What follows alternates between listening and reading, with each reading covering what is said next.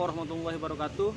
Perkenalkan, saya Tio Robila Hidayat dari Politeknik Negeri Medan, tepatnya di jurusan Teknik Komputer dan Informatika, Prodi Manajemen Informatika. Di sini kami diberikan tugas untuk melakukan wawancara terhadap beberapa UMKM untuk memenuhi tugas dari mata kuliah pengantar ekonomi. Jadi di sini saya sudah bersama dengan Bang Kori.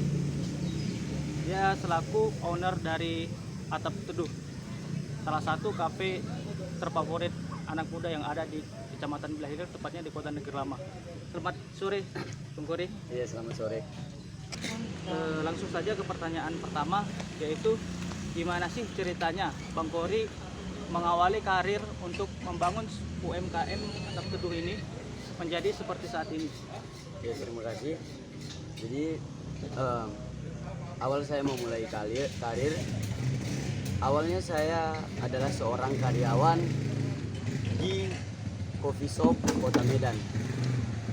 Di situ saya belajar beberapa coffee shop hingga kini menjalankan ada di sisi saya sendiri, itu coffee shop. Tak terlepas dari minuman, saya di sini juga ingin berbagi sedikit pengalaman bagaimana saya melalui beberapa proses untuk menjadi seorang pengusaha. Dan di sini di Bilahilir ini khususnya saya termasuk salah satu pengusaha termuda. Baik, jadi awal saya menjadi karyawan, di situ saya belajar beberapa pengalaman sehingga saya berpikir untuk membukanya sendiri. Awalnya saya berjualan, waktu itu saya di Medan. Saya keluar dari pekerjaan saya dan memiliki sedikit modal untuk berjualan di Kota Medan. Saya di sana memasang beberapa minuman untuk dijual. Terakhir saya di Kota Medan, jualan saya bawa ke Labuhan Batu. Saya merintis, saya jualan di pinggir-pinggir pasar, dari penghasilan yang sedikit hingga kini alhamdulillah. Pertama saya jualan di pinggir pasar, saya kumpul uangnya untuk membangun sebuah kafe. Dan pertama saya buka kafe tersebut, saya tidak memiliki lokasi, yang saya miliki adalah rumah.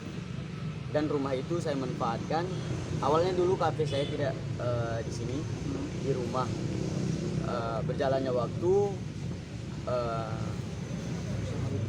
merintis dan saya mencari lapak atau tempat di pinggir pasar agar lebih strategis, Menggunakan transportasi lewat juga kan? Iya. Jadi saya mulai karir itu sebelum pandemi. Saya buka kafe itu belum seperti ini ya. Saya sendiri pribadi jualan minuman, makanan saya sendiri. Baik, cukup menarik ya mereka melihat rekam jejak dari Bang Kori ini merintis Atap Teduh dari yang awalnya tidak ada apa-apa menjadi salah satu yang digandrungi yang anak muda yang akan selalu diingat saat anak muda ingin nongkrong pasti kemana. Salah satu tujuan dan opsi pasti yang terdepannya adalah Atap Teduh. Ini kan masa pandemi ya kan. Dalam penjualan semasa pandemi, apakah terjadi penurunan atau peningkatan? Jadi awalnya saya sendiri jualan dari makanan dan minuman hingga akhirnya virus corona menghampiri Indonesia.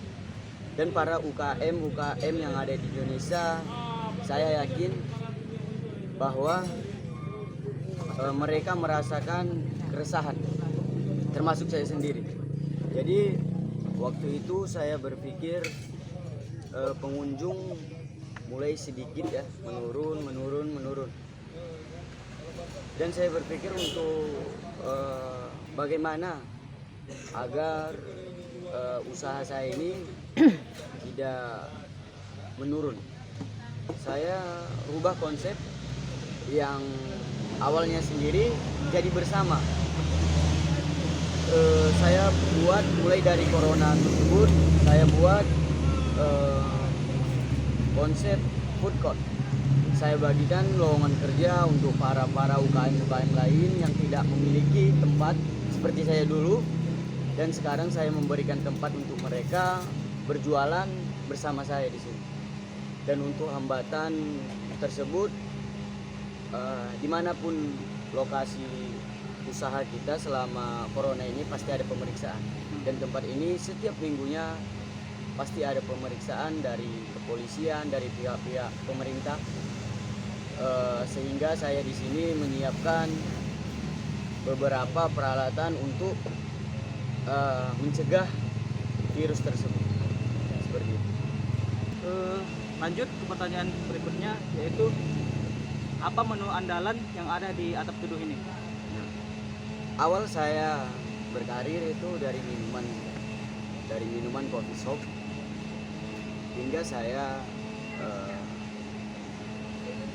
di bidang saya bukan sejenis makanan atau cemilan, saya fokuskan ke minuman, karena minuman dari nol saya belajar, dan saya bikin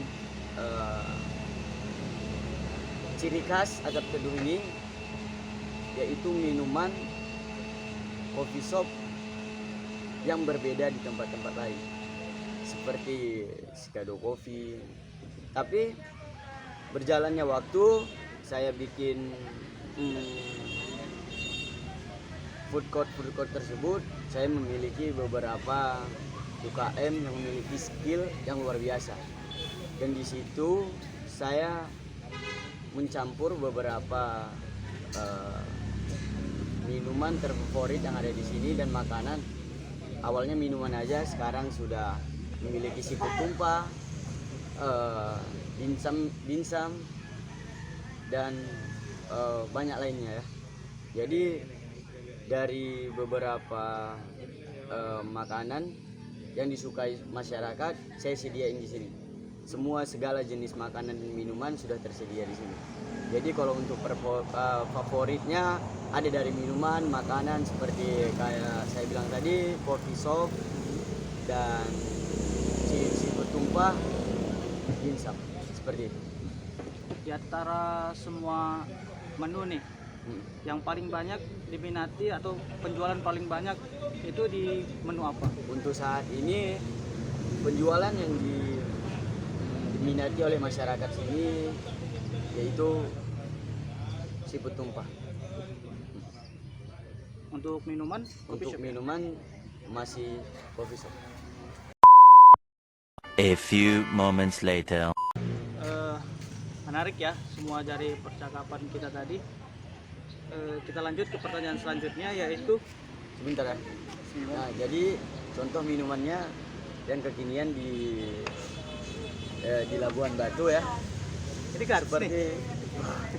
ini gratis. Jadi ini seperti minuman kekinian yang di blender, yang saya ciptain sendiri, dan saya berbagi ilmu untuk karyawan saya sendiri. Ada beberapa jenis minuman lagi seperti ini strawberry, vanilla, green tea yang diolah menjadi seperti ini. Kalau boleh tahu namanya ini apa? Ini strawberry Atap Teduh blend. Menu khusus ya dari Atap Teduh ini ya. Dari Atap Teduh. Terima kasih.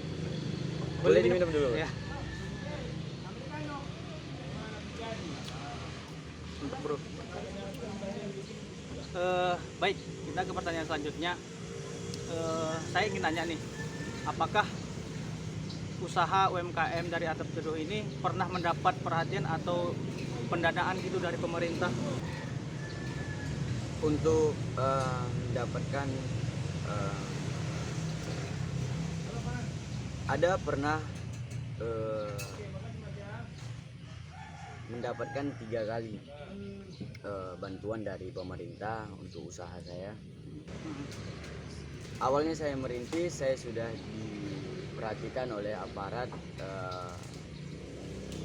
pemerintah daerah sini. Jadi diajukan untuk berkas-berkas tersebut, sedikit bantuan membantu saya membangun untuk saat ini seperti ini, dan berkembangnya juga sedikit bantuan dari pemerintah. Untuk itu menunjukkan bahwasanya ada dukungan dari pemerintah untuk saya membangun usaha sedikit demi sedikit seperti itu. Intinya aparat pemerintah dari pihak desanya peduli ya, peduli dengan karya dari daerah pemuda Pribuminya sendiri. Kalau boleh tahu berapa kisaran yang pernah masuk? diterima? Yang pernah diterima sekitar awalnya dulu pertama kali belum ada tempat, masih di pinggir jalan, itu sekitar 500.000. Kedua, saya memiliki tempat, itu sekitar 1.500.000. Dan yang terakhir naik 200, 1.700.000 seperti itu. Kalau dihitung-hitung berarti sudah lumayan juga ya, 3 jutaan lebih gitu. 3 jutaan. Berarti ini membuktikan bahwa memang benar-benar dana itu disalurkan ya. Dukungan dari pemerintah Labuhan Batu khususnya sangat mendukung para UMKM untuk berwirausaha di berbagai tempat Labuhan Batu. Terlebih untuk kemajuan kecamatan Bilahilir sebenarnya ini suatu terobosan ya. Apalagi memang dana-dana itu apabila dikucurkan secara nyata langsung kepada yang berhak memilikinya, mungkin ekonomi Indonesia ini mungkin akan terbantu ya. Apalagi memang di Kecamatan Bilahilir beberapa kafe memang kita lihat sudah ada kemajuan daripada beberapa tahun sebelumnya. Karena memang zamannya kafe-kafe ini memang baru sekitar 2 atau 3 tahun ini ya kan? Iya. 2 jalan 3 tahun. Iya. Kalau boleh tahu, Atap Teduh mulai beroperasi mulai tahun kapan? Kita beroperasi sekitar 2019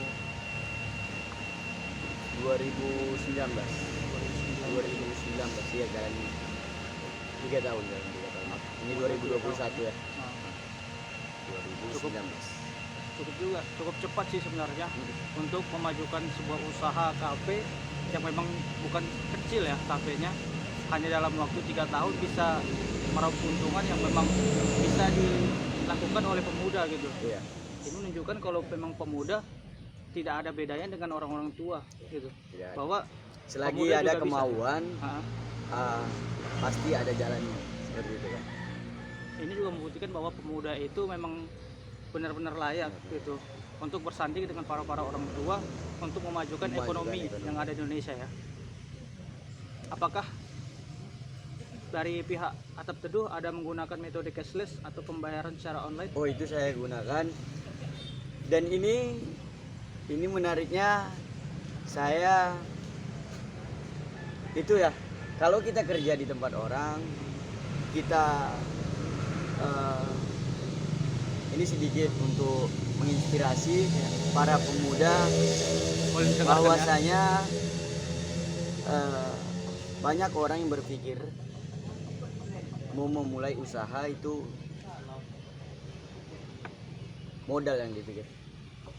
Sebenarnya kalau tidak, modal itu bukan berbentuk uang, bukan berbentuk ada uang baru ada modal seperti itu, bukan seperti itu ya.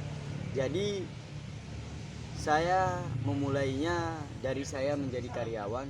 Saya modal tenaga, modal belajar, modal jauh dari kata uang. Yang pertama tekad, kedua tenaga saya sendiri, kemudian mendapatkan ilmu. Ilmu bisa dijadikan modal untuk kita mendapatkan sedikit uang.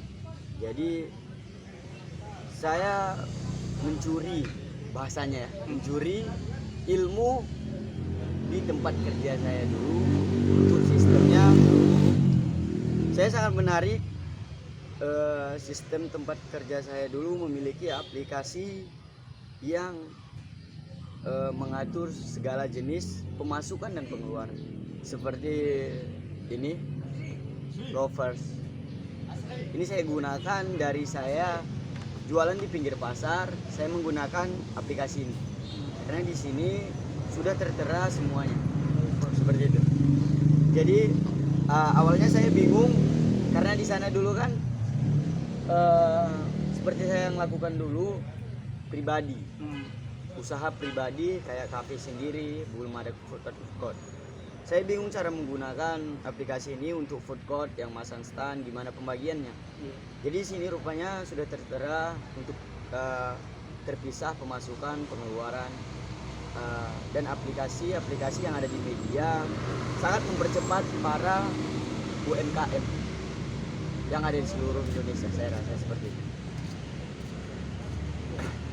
Jadi memang metode ini sebenarnya membantu kita membuat pekerjaan kita menjadi lebih mudah. Baik sekali. Apalagi memang pengembangan aplikasi dari zaman sekarang memang teknologi tidak bisa kita pungkiri. Semua pekerjaan hampir diambil alih oleh teknologi gitu. Maka dari itu sebaik-baiknya dari kita sendirilah tahu bagaimana manajemen diri kita untuk bisa menggunakan teknologi secara positif. Baik. Untuk masalah ini tadi masalah tentang penjualan transaksi ya. Transaksi. Untuk masalah pembukuan apakah menggunakan aplikasi juga atau bagaimana? Kalau pembukuan atau ada metode online-nya gitu? Kalau pembukuan itu saya masih manual karena kan di sini saya menggunakan aplikasi kasir. Aplikasi Lovers ini sebagai kasir dan pemasukan pengeluaran ada setiap tahunnya juga dipaparkan di sini ya, dicantumkan setiap minggu, setiap harinya kita bisa cek di sini, kita bisa sebenarnya menggunakan aplikasi juga, cuman saya memiliki dua metode, manual dan aplikasi membantu saya untuk memindahkan data-data ke buku saya seperti itu. A few moments later. Ini dikatakan Atap Teduh ini sebagai salah satu tempat favorit bagi anak muda untuk nongkrong di Kecamatan Belah Hilir. Yang ingin saya tanyakan adalah apa strategi yang akan dilakukan Bang Kori atau yang telah dilakukan untuk menjaga kafe ini tetap digandrungi dan tetap menjadi salah satu favorit di antara anak muda yang ada di Kecamatan Belah Hilir. Ya. Jadi saya memiliki beberapa sistem yang dari pelayanan, komunikasi yang saya dapat dari pengalaman saya dulu kerja sebagai karyawan kopi yang dimana di situ saya mengerjain semua sebagai pelayan, sebagai pembuat, seperti saya memiliki kafe itu sendiri. Jadi dari situ saya belajar banyak. Terima kasih bos saya dahulu sudah mengajari banyak pengalaman sehingga bisa jadi seperti ini. Jadi yang saya terapkan di sini, yang saya tonjolkan itu seperti pelayanan. Jika pelayanan itu baik, maka kafe itu akan menjadi terbaik. Nah, jadi setiap pengunjung mendatangi Atap Teduh, saya sarankan kepada pelayan untuk mengikuti mereka mencari bangku, mencari tempat duduk, dan memberikan menu-menu terbaik yang ada di Atap Teduh dengan senyuman terbaik mereka. Nah, dengan senyuman itu mereka bisa menarik pelanggan yang baru datang sehingga datang lagi untuk ke Atap Teduh seperti itu. Walaupun tidak dari jenis makanan atau minuman, mereka sudah terlayani dari pelayan yang saya sediakan seperti itu. saya mengutamakan pelayanan. Pelayanan menjadi hal nomor satu yang ada di Adab Teduh ini ya. Terlepas dari walaupun cita rasa makanan mungkin misalnya ada beberapa yang memang tidak sesuai mungkin dengan perasaan yang dirasakan oleh pelanggan, tapi dari penilaian itu tadi memang bisa jadi membuat mereka dia merasa puas gitu kan. ya. Walaupun memang di sana sini pasti ada kekurangan. Saya juga pernah merasakan pernah pada suatu kafe tersebut terkenal memang cukup punya makanan ciri khas tentang enaknya makanan tadi kan. Namun pelayanan yang dilakukan oleh pihak kafe dan para stafnya juga tergolong tidak terlalu mementingkan pelanggan gitu, karena mereka sudah tahu bahwa mereka punya hal yang ditonjolkan. Namun terlepas dari semua itu, mereka merupakan salah satu hal terpenting. Ya. Itu menjadi salah satu hal terpenting bagi saya dari saya merintis hingga seperti ini. Jika kita berkomunikasi yang baik dengan pelayanan terbaik, kalau masalah makanan dan minuman bisa kita robah, dan pelanggan tersebut tidak sungkan untuk menceritakan kekurangan dari minuman dan makanan. Jadi jika pelayanannya baik, makanannya tidak kurang, otomatis saya kan kepengen ke sana lagi. Jadi bagaimana supaya makanannya terasa lebih nikmat, saya memberitahunya. Dan di sini tidak terlepas dari masukan-masukan dari pelanggan, apa yang kurang. Saya meminta mereka untuk memberikan masukan dari makanan, apakah makanannya kurang enak atau kurang terasa seperti itu. Dari minuman, makanan, saya meminta pendapat dari mereka bagaimana minuman saya, apakah kurang. Kalau mereka bilang kurang, apa yang bisa saya rubah, saya kumpulkan karyawan saya untuk merubah minuman tersebut. Jadi ciri khasnya minuman itu terdapat dari masyarakat yang mengunjungi Adab Teduh seperti itu. Sangat menarik ya, beberapa konsep dan inspirasi yang dilakukan oleh Bang Puri ini. Terlepas dari semua itu, apakah media sosial begitu berpengaruh kepada usaha Anda? Awalnya saya tidak menarik untuk ke media awalnya. Jadi pertama saya pribadi sebelum ada COVID, saya tidak mengeluarkan media promosi untuk kafe saya sendiri. Saya main manual, saya iklan dari teman ke teman. Jadi dari percakapan percakapan. Jadi setelah adanya COVID, saya berpikir jika orang-orang tidak mengetahui tempat saya, banyak tuh yang tidak bisa keluar dari rumahnya, tidak mengetahui Adab Teduh itu apa, di mana lokasinya, banyak kemarinnya terjadi. Jadi ada teman menyarankan untuk melakukan media seperti Instagram, Facebook, dan bahkan untuk saat ini TikTok itu iklan yang luar biasa untuk saat ini. Apalagi yang sekarang udah ada pakai uang ya. Iya, pakai uang. Banyak menarik pelanggan tuh. Jadi saya mengadakan media, membentuk tim untuk media Adab Teduh. Jadi setiap harinya ada story untuk Adab Teduh, apa yang terjadi di Adab Teduh. Jadi pelanggan-pelanggan di rumah tahu apakah Adab Teduh buka atau tidak, karena selama pandemi ini seluruh masyarakat menggunakan medianya sendiri. Jadi mereka mengetahui Adab Teduh bisa melalui media mereka sendiri seperti itu. Karena media ini untuk saat ini sangat berpengaruh bagi UMKM di Indonesia. Boleh terakhir yang ingin saya sampaikan adalah apa harapan dari Bang Puri kepada pemerintah terkait dengan UMKM yang ada di Indonesia ini. Harapan kedepannya seperti apa tentang UMKM? Apakah baik dari responnya bagaimana? Apakah dari tanggapan mereka terhadap UMKM, apalagi kan sekarang masa pandemi gitu. Apa dari Pak Gori? Harapan saya ke depannya untuk para pemerintah terus mendukung para UMKM agar ekonomi yang ada di Indonesia tidak terhambat seperti yang kita lihat berita di mana-mana seperti Korea Selatan yang kekurangan perekonomian yang menurun. Jangan kita merasakan hal seperti itu.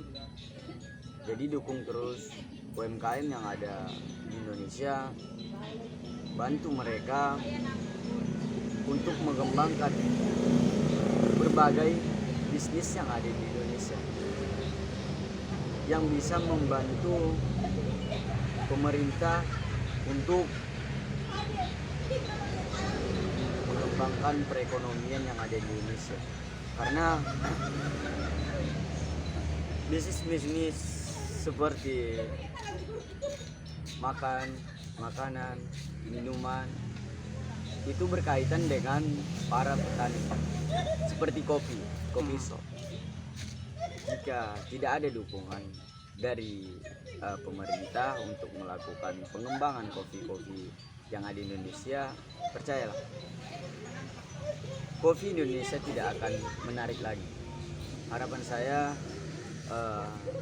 bantu terus UMKM yang ada di Indonesia seperti tahun-tahun lalu yang mendapatkan sedikit seperti yang saya alami tadi, bantuan yang sedikit demi sedikit yang diterima oleh UMKM tersebut. Saya sendiri adalah contoh dari bantuan pemerintah tersebut. Dari saya jualan di pinggir pasar hingga menjadi seperti itu sedikit banyaknya dari bantuan pemerintah yang saya terima. Dan untuk saat ini pedulilah kepada para UMKM agar memajukan perekonomian Indonesia seperti itu. Jadi memang untuk mencapai suatu kesuksesan itu memang tidak mudah ya. Tidak. Mulai dari berjualan dari pinggir rumah. Jadi dorongan tersebut harus ada. Jadi dorongan tidak itu dari keluarga, dari teman, dari pemerintah, itu wajib ada dorongan antara satu. Apalagi kita didorong oleh pemerintah. Wah, siapa yang tidak menarik didorong oleh pemerintah untuk berwirausaha? Saya rasa jika anak muda yang ada di Indonesia diberikan dukungan untuk berwirausaha, saya jamin tidak ada yang namanya pengangguran yang terjadi di Indonesia. Kenapa? Contoh, saya berkarir dari umur 19 tahun, saya mulainya dari kelas 3 SMA kalau nggak salah. Saya mulai berpikir saya bakal kemana, tujuan saya itu apa, saya mau jadi apa. Saya stop di situ untuk memperbanyak bermain. Saya kurangi dari situ sedikit demi sedikit. Saya terinspirasi, saya berteman dengan beberapa pengusaha. Sebelumnya saya belum seperti ini.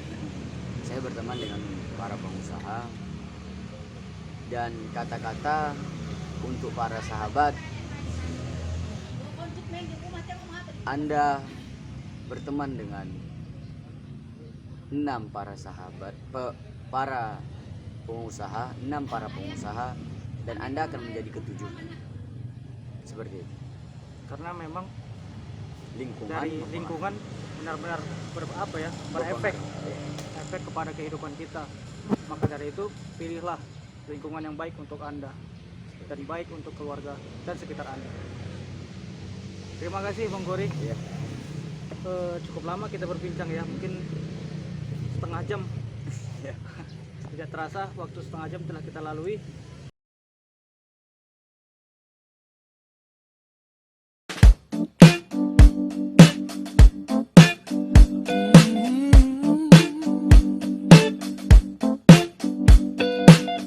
Here come old flat top, he come grooving up slowly. He got juju eyeballs, you unholy bowling. He got head down to his knees. He's got to be a joker, he just do what he please. Ooh.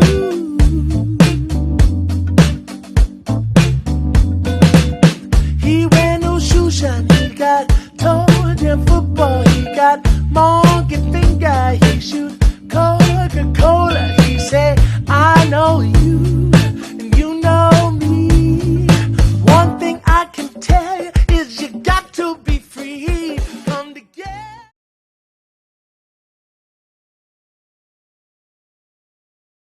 Assalamualaikum warahmatullahi wabarakatuh. Perkenalkan, nama saya Rahmia Rahab dari Prodi Manajemen Informatika Politeknik Negeri Medan. Kali ini saya sudah bersama Abang Adam dari pemilik usaha. Kali ini saya akan mewawancarai beberapa pertanyaan yang harus Abang jawab ya Bang. Yang pertama, gimana sih ceritanya Abang mengawali karir untuk menjalankan usaha ini? Sebenarnya di awal pertama saya melawan usaha kopi ini,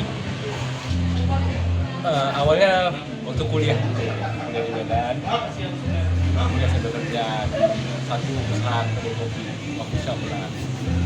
Tertarik tuh buat tamat kuliah, tertarik buat usaha kecil-kecilan, jadi ajak beberapa orang kawan barengan jadi buat ini.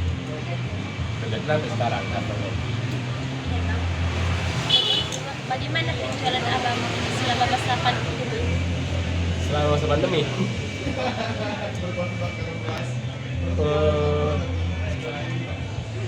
selama masa pandemi nggak tahu ya. Kalau alhamdulillah mungkin karena tergolong UMKM baru juga, jadi masih stabil aja. Mungkin terlalu berdampak lah. Tapi yang kami itu kurang signifikan dampaknya. Ukurannya pasti berkurang. Apa menu andalan Abang? Untuk menu andalan ini nih, es kopi kako. Kopi kekinian yang basicnya itu espresso, gula aren sama susu fresh milk. Apakah usaha Abang pernah mendapat bantuan UMKM baik dari pemerintah maupun dari instansi lain? Oke, sejauh ini belum ada. Sejauh ini belum ada yang sifatnya material ya. Itu belum ada sejauh ini. Nggak tahu ke depannya itu ada atau enggak. Apakah Abang menggunakan metode cashless dalam transaksi pembayaran usaha Abang? Ya,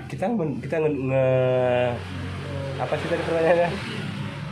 Apakah Abang menggunakan metode dalam Cashless. Iya, Kita gunain itu, kita ada kasir online yang support sama e-money sama link aja juga gitu support tuh. Apakah Abang menggunakan aplikasi pembukuan baik dari smartphone maupun komputer? Kita gunain dua-duanya, kita ada buku, ada komputer juga. Jadi pengeluaran harian itu dicatat manual, terus diinput ke database gitu, ke database yang basicnya komputer. Apa strategi yang Abang lakukan sehingga membuat usaha ini tetap bertahan dan tidak kekurangan minat dari pelanggan? Sejauh ini sosial media itu berpengaruh penting ya. Sama satu lagi, biasanya Kako ini sering kolaborasi ke UMKM ya, contoh kayak brand baju, brand clothingan. Terus kita juga kolaborasi sama komunitas kayak kemarin kita ada kolaborasi sama komunitas skateboard, gitu sih untuk menarik minat ya. Kendala apa saja yang sering ditemui dalam usaha ini, Bang? Oke, kendala selain itu di di sistem yang belum sepenuhnya sempurna, biasanya kendala yang lain itu memanajemen manusianya. Agak susah tuh, karena bakal ada manusia-manusia yang susah di manajemen, kalau aku bilang. Apa harapan besar Abang terhadap pemerintah untuk UMKM yang ada di Indonesia? Harapannya ya apa ya? Yang aku tahu nih, UMKM itu berpengaruh penting kan di sistem perekonomian Indonesia ini kan. Jadi tolonglah disupport. Itu sih harapannya. Iya Bang, terima kasih atas wawancaranya. Maaf atas telah mengganggu waktu Abang. Oh iya, sama-sama.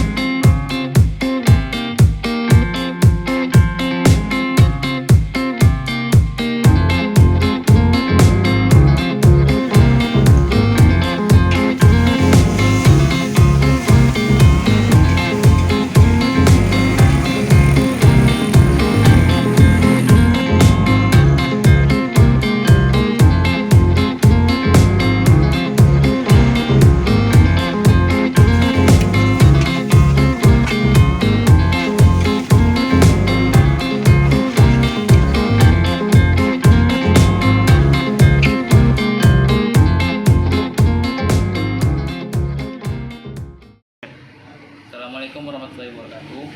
Perkenalkan, nama saya Kedman Camarwan. Saya mahasiswa dari Teknik Negeri Medan, program studi Manajemen Informatika. Kali ini saya berada di Warung Mobiti untuk mewawancarai pemiliknya dalam rangka memenuhi tugas pengantar ekonomi. Sama saya yaitu pemilik dari Warung Mobiti ini. Selamat sore Ibu. Ibu gimana kabarnya? Langsung pertanyaan pertama ya Bu. Pertanyaan pertama, gimana sih ceritanya Ibu mengawali karir dalam menjalankan usaha UMKM? Usaha dari orang tua. Sebelumnya?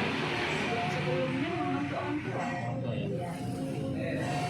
Ibu, pertanyaan berikutnya, bagaimana penjualan Ibu selama masa pandemi?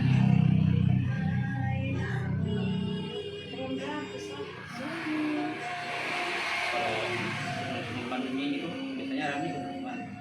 Biasa sebelum pandemi alhamdulillah Ramai ya. Iya. Pertanyaan berikutnya, menu andalan di usaha Ibu ini apa? Nasi goreng, mie, riau, tarpar. Maksudnya itu Bu, satu menu andalan di usaha ini apa? Nasi goreng lah. Nasi goreng. Iya. Itu paling banyak peminatnya Ibu. Iya, nasi goreng. Nasi goreng sama satu lagi Ivomi. Pertanyaan berikutnya, apakah usaha Ibu pernah mendapat bantuan UMKM baik dari pemerintah maupun dari instansi lain? Tidak sama sekali. Belum pernah. Belum pernah ada. Selanjutnya, apakah Ibu pernah menggunakan metode khusus dalam transaksi pembayaran usaha Ibu? Metode khusus pakai dana untuk selanjutnya, apakah Ibu pernah menggunakan aplikasi pembukuan baik dari smartphone maupun PC?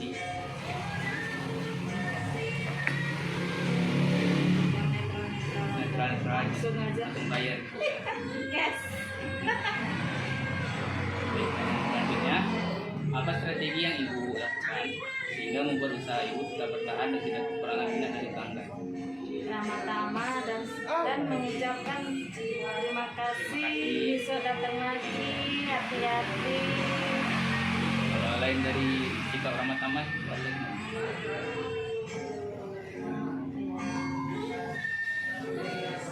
Itu aja ya. Yang berikutnya, seberapa besar pengaruh media sosial dalam perkembangan UMKM? Ibu punya media sosial?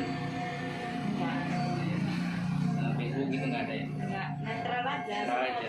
netral. Langsung aja.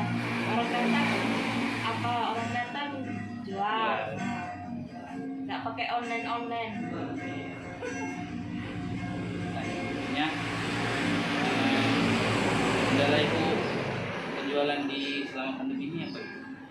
Ini kan ada beda dua kendalanya. Tadi sebelum pandemi atau pandemi kayak gini kan ada kendala. Cuman pandemi kayak gini kendalanya apa? Sini lah. Kalau sebelum pandemi rame gitu. Iya. Oke, pertanyaan terakhir, apa harapan besar Ibu terhadap pemerintah untuk UMKM yang ada di Indonesia ini? Agar bisa dapat bantuan. Agar bisa bantuan Ibu. Baik, terima kasih Ibu atas wawancaranya. Semoga Ibu tetap bisa. Bagi kalian yang mau merasakan nasi goreng atau mie goreng meriah-meriah, silakan datang ke warung Obek ini ya.